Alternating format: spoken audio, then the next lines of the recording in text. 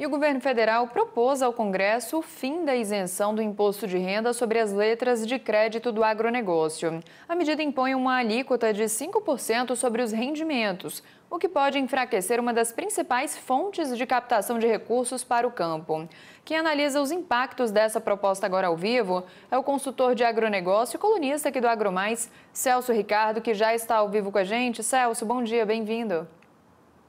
Bom dia, Carol. Prazer estar contigo aí de novo.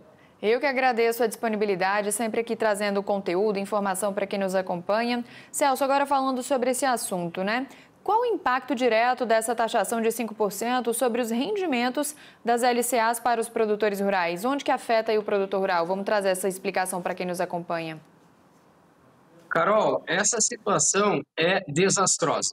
Para o produtor rural brasileiro é desastrosa porque nos últimos anos eu venho acompanhando com muita intensidade a tão falada viabilidade para o agronegócio, pensando no setor primário, né?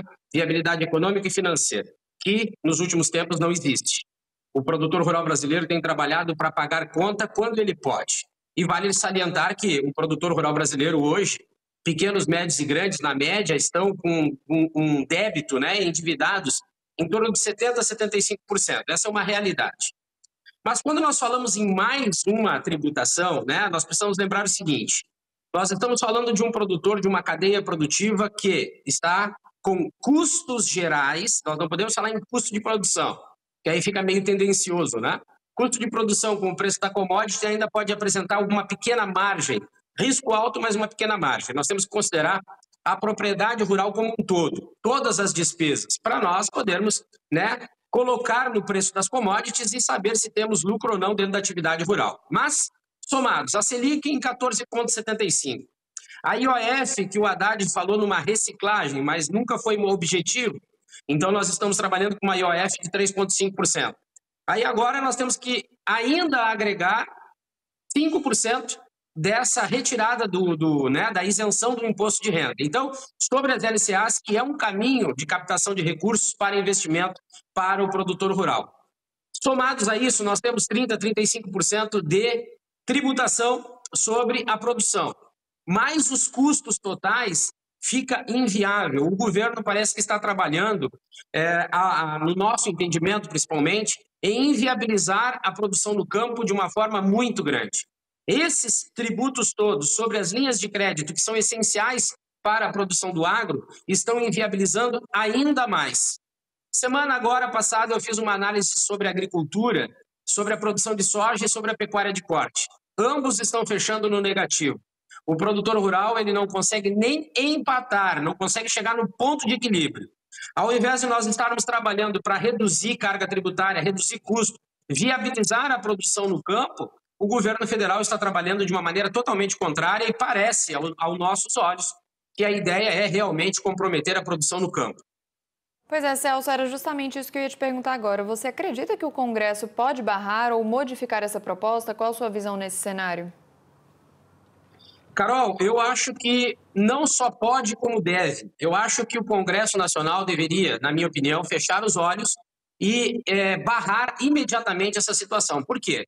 Nós estamos falando do setor produtivo, né? Nós estamos falando do setor primário, onde tudo começa, a produção de alimentos começa lá. Se nós inviabilizarmos, lembrando, como eu disse no início, né, 70% a 75% dos produtores estão endividados, com algum tipo de endividamento. Se nós não trabalharmos para viabilizar essa produção, o acesso ao crédito será menor. Em contrapartida, chega mais um peso, né, sobre essas linhas de crédito, chega mais um peso sobre o campo. Automaticamente, nós teremos menos produção e a produção que vai existir, ela automaticamente será mais cara.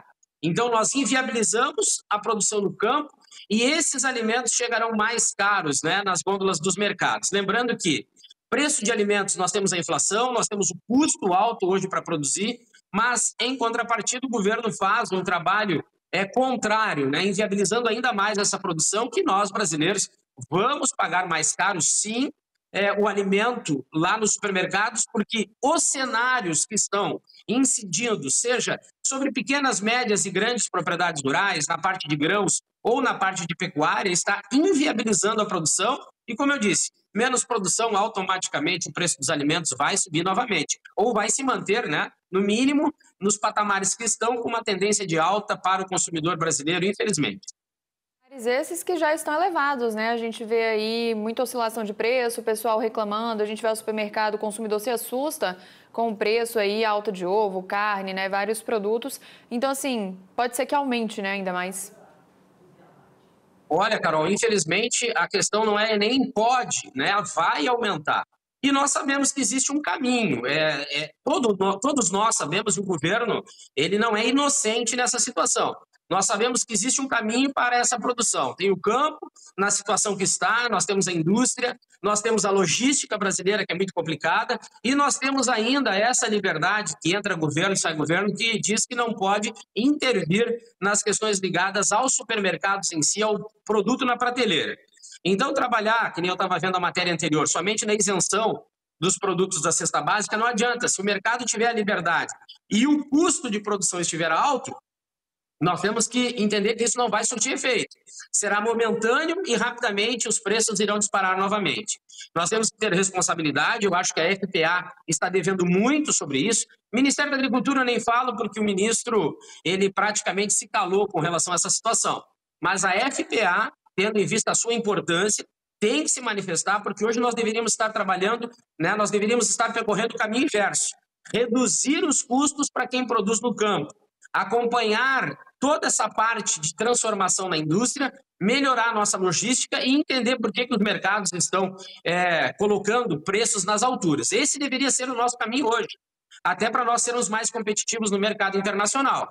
Mas o governo está percorrendo o caminho contrário e isso, infelizmente, vai afetar a produção, os investimentos e nós, brasileiros, vamos pagar mais caro pelos alimentos, isso eu não tenho dúvida, Carol. A gente sente no bolso. Celso, o que a gente pode fazer para isso? Não tem, né, o que ser feito?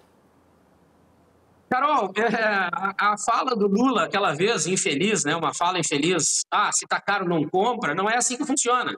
Nós, brasileiros, assim como todos pelo mundo, temos a nossa necessidade, no mínimo de 3 refeições por dia. No Brasil, a gente já sabe que a insegurança alimentar ela é uma realidade muito grande. Aí nós vivemos daquele paradoxo que o Brasil alimenta 1 bilhão de pessoas pelo mundo e eu discordo totalmente. Se nós não focarmos hoje no setor primário, como eu disse, fazer um trabalho, assim como nós fizemos na importação de alimentos com tributação zero, aquilo foi uma afronta para o produtor brasileiro, assim, das maiores que eu vi. Em vez de nós trabalharmos a redução da carga tributária, a redução desses impostos ao setor primário, porque automaticamente nós estaremos fomentando a produção, nós estaremos produzindo mais e a compensação de arrecadação será igual, talvez até o governo arrecade mais.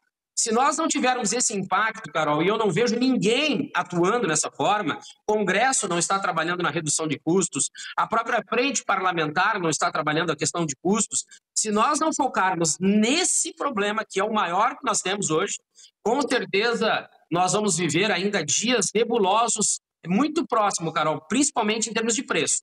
Os custos hoje para quem produz, levando em consideração esses altos juros que virão de um plano safra que não vai ter dinheiro e vai cair nos bancos privados, aumentando ainda mais esses juros, nós estamos inviabilizando o acesso ao crédito, menor produção, maior preço e nós, brasileiros, a médio prazo, nem vou falar curto, a médio prazo, se nós não mudarmos as nossas atitudes em termos de Congresso Nacional, nós, brasileiros, vamos pagar ainda muito caro pelos alimentos no Brasil.